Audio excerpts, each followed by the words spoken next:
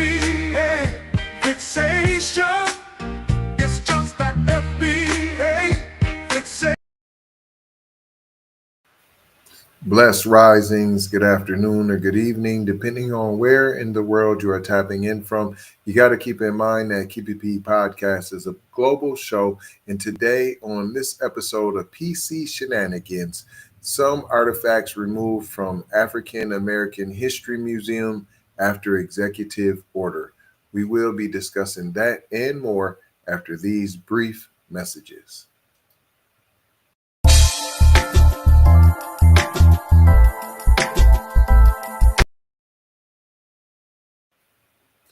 Welcome back.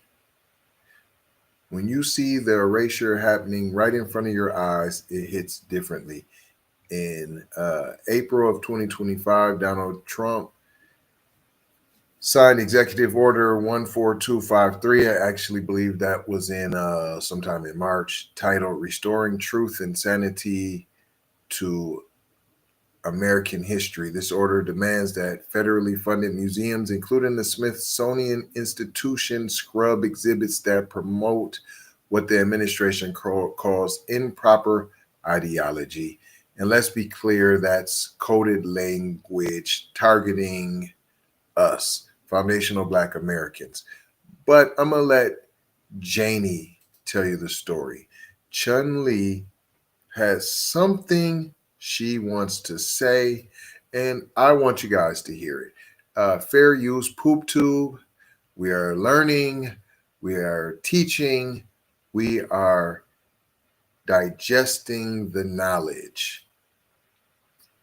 Pay attention. Fair use poop tube. Take it away, Chun-Li. And we begin tonight with the Trump administration's efforts to remove pieces of history from Smithsonian museums. Thank you very much for staying up with us at 11. I am Amy Cho. Nearly 1 month after President Trump issued an executive order targeting the D.C. area museums, some artifacts are already being removed. The owners of some historical objects inside the African American History Museum tell NBC their items are being wiped from the displays.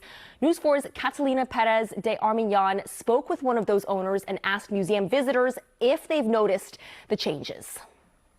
Some visitors were shocked. Others said they strategically planned their visits to be able to see the most artifacts in case some were removed. An action they say represents a huge step back, not only for the museum, but for the country. A recent executive order signed by President Trump aimed at removing what he called improper ideology could already be affecting the African American History Museum. Civil rights activist and pastor Reverend Amos Brown says he was recently notified 2 of the artifacts he loaned to the museum would be returned. One precious and most historic book, the first history of the Negro race, that was written by Reverend George Washington Williams in 1880. The other, a Bible from when he went to demonstrations with Dr. Martin Luther King Jr. and Jesse Jackson. Brown says that he lent the artifacts to the Smithsonian in 2016. They would always give him the option of donating the books permanently or renewing the loan. But this time, he wasn't asked. It is downright dishonest and it's demeaning. And I hope that people of goodwill, of conscience, and common sense will rise up and say we need to stop this insanity. A sentiment shared by others who planned their visits to D.C., hoping to visit the museum before changes are made. It's a shame that fear of Black people finding out their history has caused that kind of thing, you know? Others who have visited before can even point out some of the recent changes. And I know certain exhibits that were there that were missing, like Nat Turner's Bible was one. It's a very small Bible, but that's one. Also, the Woolworth, the Greensboro Massacre table, that was missing as well, but the digital display was still there. NBC4 reached out to the Smithsonian for comment, but have not yet heard back. And while some had a lot to say, we need the board of the Smithsonian to step up, plain and simple. What's being done is trying to whitewash our history. You can't wash out our African-American experience because our experience is the American experience. When asked what message they had for the Trump administration, others simply let out a sigh. I don't have words. But their message was clear. Every single piece, every single artifact represents a crucial part of the African American history. From the district, Catalina Perez Armiñán.